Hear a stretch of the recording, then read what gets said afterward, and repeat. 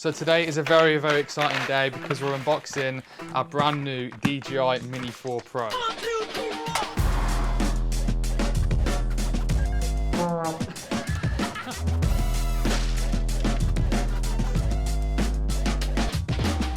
This is really, really cool because the drone that we normally use is the Phantom 4 Pro, which is pretty old now. But the main reason why we've actually picked up this Mini 4 Pro is because we've got a few jobs lined up where we actually need a drone that's under 250 grams, which means you don't need to have a license to fly this drone if you're just a normal consumer. But it also means that certain jobs don't require you to have loads of different paperwork and loads of logistics involved if it's under 250 grams.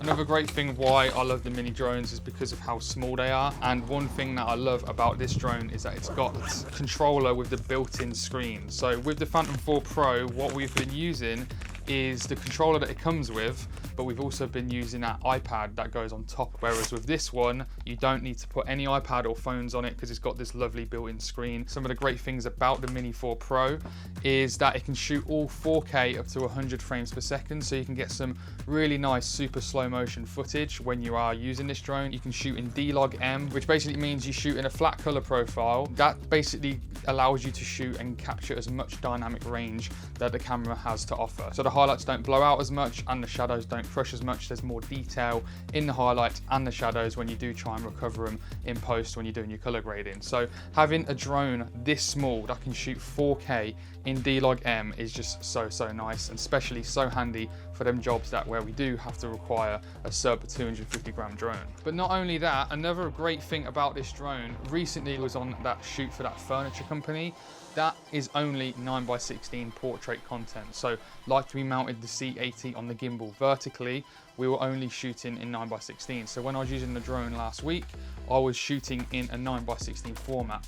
But that crops in at 2.7K on the DJI Air 3S, whereas on the Mini 4 Pro, the camera actually physically turns so you can shoot native 4K vertical shooting, which is just so good for getting content for social media because you're getting the full quality of the camera sensor in full portrait mode. Another great thing about this drone is for a drone this small, it's got sensors all around it. So above, below, right, left, forward, back, which basically means you can fly it, and if you do go into, start going into a tree or a wall, the drone will stop or it will try and go around it. There's some times where something might get in the way, or if you're going quite fast and you miss it. This has got some really nice built-in safety features. Also comes with a charging case and 2 extra batteries, so you've easily got over an hour's worth of flying time with this drone. So this is really cool. I'm really excited to start using this on some projects, but let's go outside now and just give it a little test just to see how it flies.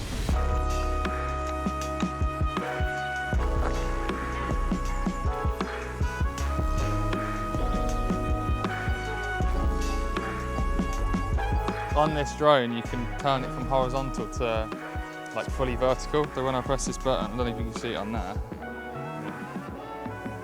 it switches 4K native vertical. So the audio probably sounds terrible from the drone and this beeping at me because of the sensors. What a lovely day to try it out. Just got a few shots up in the air now that will be overlaying on screen. I think it looks great, it flies great, the sensors are cool. We're going to be using it on Monday, so we're going to make sure we've got the SD card cleared, all the batteries charged, and everything's ready to go for Monday's shoot.